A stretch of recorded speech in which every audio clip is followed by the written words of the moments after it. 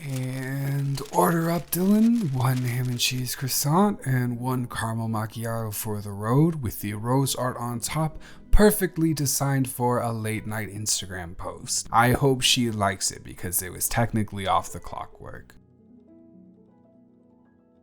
After 6 months of coming here, I guess you finally learned that flattery will get you everywhere. Now get out of here so I can close up and you can go to that meeting with your boss. Just fix your collar a little bit, replace that nervous look on your face with a smile, and go get him, Tiger. He's adorable. Hey, I'm sorry, I haven't had a chance to flip the sign, but we're actually just closing up, so... Oh. Hey. No, don't worry about it. I didn't see that it was you, and you're always welcome here. You want the usual, right? Cool. Do you mind if I go flip the sign real quick? Oh, trust me. I would love if we did the whole 24-hour thing here, but the boss doesn't have the funds for the staff or the extra ingredients we would need for being the only coffee shop open downtown. Seriously, don't even sweat it. Remember a couple months ago when you let me crash at your place when Jay was occupied back at mine? I've owed you ever since then, no matter how many times you say making pancakes for you the next morning made up for it. And plus, I'd never turn down some wonderful company to end the day. So, how was your first day back from vacation? Yeesh, not bad, huh? Well, you have a pair of open ears here ready to hear all about it if you want to vent. Babe, you don't have to apologize for not wanting to vent. I said you don't have to apologize for not wanting to vent. Thank you.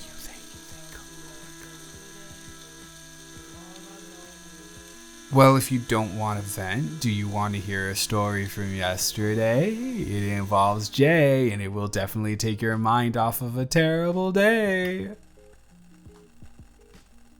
Okay, so we were at the club last night with Bailey, and while we were at a table with a bunch of her friends from uni, this Russian woman who looked like she was in her 50s came up to our table, slid in directly next to Jay, and started rizzing him up. I know, I feel like an old man when I say it, but I truly can't think of any word to describe it. They were just whispering in each other's ears for 20 minutes straight, and she was spitting the kind of game only a middle-aged Russian woman could. Yeah, it was insane. Anyways, the two of them eventually left together, and he told me to not wait up for him. I say, cool. Bailey and I go home, thinking that's that. Except I wake up at 2 a.m. to a loud banging at my door. Bailey is passed out drunk, so I get up, go to the door, and Jay is standing there in nothing but Garfield boxers. Yeah, turns out that the Russian woman was married, and Jay had to run 6 miles from their house to our apartment in order to avoid getting beat up by what he described as, and I quote, a G-dang mafioso broski, unquote. Jealous? Jealous of Jay. I can confidently say that I was not jealous of having to run 6 miles in Garfield boxers. Oh, that part. He told me it was really great, but I don't know. I just kind of like having a connection with someone. Not to say that Jay didn't have a connection with a Russian woman, because he definitely did. But there's levels to it. I'd like to have a connection that only a certain level of conversation can lead to. I think that's what makes it special. Plus, I kind of already have my eyes on someone else. Hey, are you alright? Am I boring you? Do you want to vent? Do you want your venti? Because it's almost ready. I just What about Bailey? Bailey? Oh, darling, no. Have I not told you? I swear I told you. Bailey is completely head over heels in love with Jay. Yeah. Yeah. No, I swear I told you that. They're both in love with each other. Bailey is the doting best friend who is waiting for her true love to finally see her, and Jay is the surfer bro who's getting around all to eventually find out that what he was looking for has been right in front of him all along. I know this because I am an observant roommate, and they both told me while they were drunk multiple times, so there's that too. Honestly, the one reason I haven't told both of them is because they do need to come to those terms organically. And I couldn't bear third wheeling in my own apartment. You thought I liked Bailey? Well, she is a really nice girl, and we have been friends since grade school, but she's not really my type. I never said I didn't have a type. Well, my type isn't really physical. It's more personality based. For example, I like people who are genuine. It's very easy to tell the difference between someone who is doing something for the acknowledgement they'll get for it and someone who is doing something kind because that's the only way they know how to be. I'm very attracted to the latter. When someone really and truly tries to educate themselves on the essence of who I am, it's my ultimate green flag.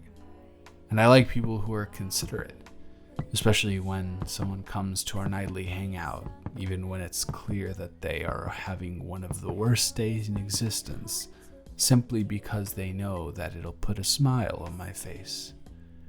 That's really, really hot.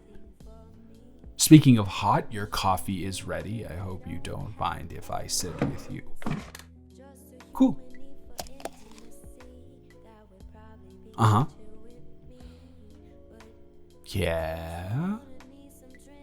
Why, yes, the latte art is a heart today. Well, I was a little bit too rushed to write "Will you go out with me" with the foam, and that sounds like a logistical nightmare anyways. How am I going to fit all that on there? So, will you go out with me? Okay, thank God, because that would have been the most awkward moment of my life. I didn't know.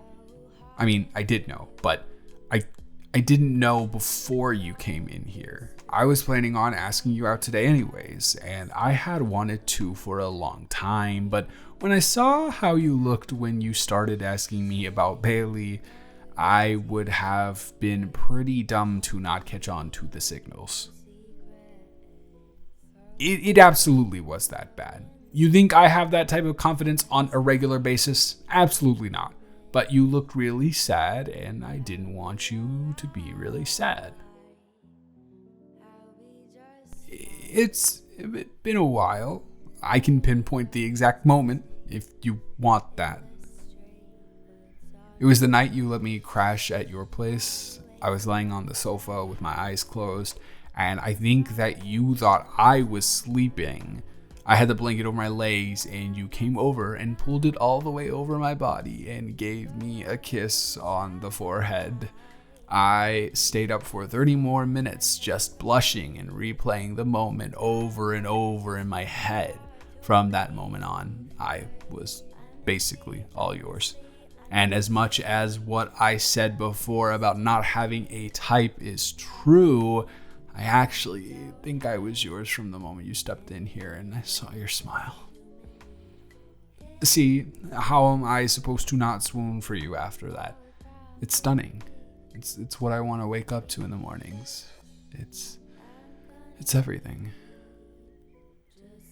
And although I would love for you to look at me like that in this moment for eternity, I am now 15 minutes past fast close, and the boss will be pretty upset with me if he knew I spent that much time romancing a pretty girl. Hey, don't look sad.